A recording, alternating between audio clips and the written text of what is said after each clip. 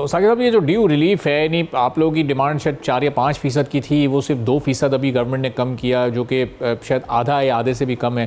तो ये अगर 3-4% मिलता तो बिज़नेस एक्टिविटी ज़्यादा जनरेट होती। इसी तरह जो IPPs वाला मामला है, उनसे नेगोशिएशन वाला मामला, वो भी बहुत आहिस्तगी के साथ आगे बढ़ रहा है और बड़े वन साइडेड फेज़ में बढ़ रहा है। सिर्फ कैपेसिटी पेमेंट्स या उन चार्जेस पर हुकूमत का पूरा फोकस है। उधर भी लाइन लॉसेस के फिगर हमने इस साल बढ़ते हुए देखे, हमने रिकवरीज कम होते हुए देखी हैं।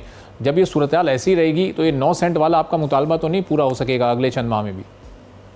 देखिए, अभी मैं आपको बताऊं कि 6 IPPs के जो एग्रीमेंट्स हैं वो पहले रिव्यू हो चुके हैं। 8 IPPs के जो हैं एग्रीमेंट वो अभी अप्रूव हुए। अब 8 IPPs के एग्रीमेंट्स और रिव्यू होने जा रहे हैं। तो इसके बाद जो है वो अबाउट कोई इसमें कोई 22 IPPs फिर भी बाकी बचेंगे और उसके भी जो गवर्नमेंट क्योंकि एक फैसला कर चुकी है और वो मेरे ख्याल में तमाम IPPs के एग्रीमेंट वो रिव्यू करेगी। हम जब इधर आर्मी चीफ आए थे इधर कराची में, हमारी उनसे मीटिंग हुई, मैं भी उस मीटिंग में मौजूद था।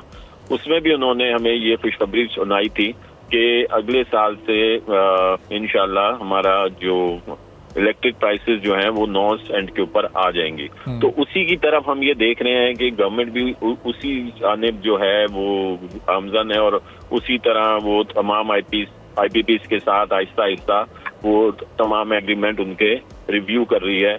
ये बिल्कुल आपने ये सही निशानदेही की कि कैपेसिटी चार्जेस की जो है मेन इशू अभी तक सिर्फ इसको फोकस किया जा रहा है। एक्चुअली जो सबसे बड़ा मसला है और जो सबसे बड़ा उसमें रेशियो है वो है भी कैपेसिटी चार्जेस का ही, कि जो हम लोग वो इस्तेमाल नहीं कर रहे, या जो एक्चुअल प्रॉब्लम आ रही है कि पूरी दुनिया अल्टरनेट एनर्जी से फायदा उठा रही है, लेकिन पाकिस्तान वो वाहिद मुल्क है जो अल्टरनेट एनर्जी से फायदा नहीं उठा सक रहा। क्योंकि अगर कोई भी बड़ी इंडस्ट्री वो सोलराइजेशन की तरफ आती है, अल्टरनेट एनर्जी की तरफ आती है, तो उसको तो बेनिफिट पहुंच जाता है।